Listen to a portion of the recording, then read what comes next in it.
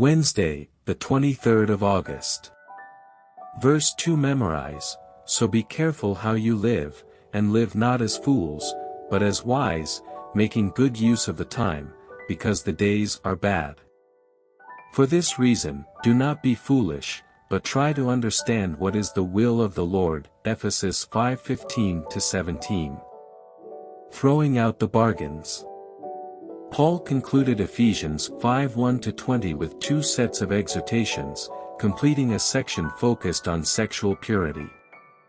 The first set begins with the exhortation, "So be careful how you live, and live not as fools, but as sages," and reaffirms, "Do not be foolish, but try to understand what is the will of the Lord."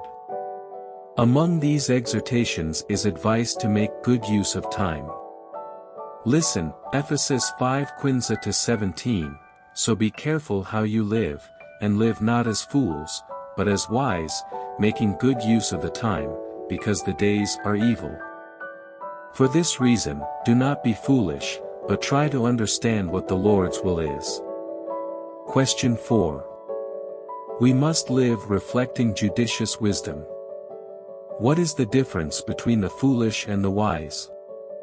What does "seize time" mean? Paul used the common Old Testament metaphor of walking to indicate the way of living. He used this metaphor to encourage intentional discipleship. Just as you should watch where you step when walking in an uneven or dark place, believers should be careful about their way of living.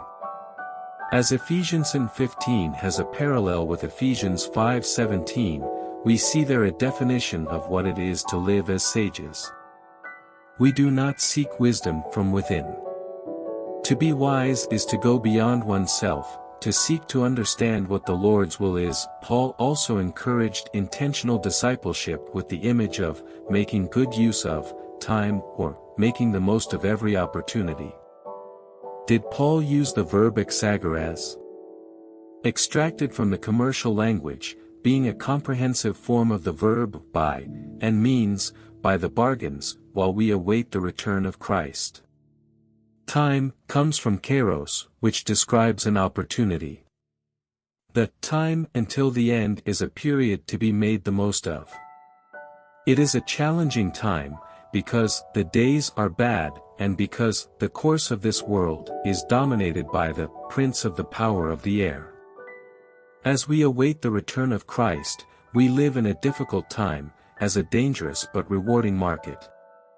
We must be attentive to the use of time as bargain hunters in periods of discounted deals.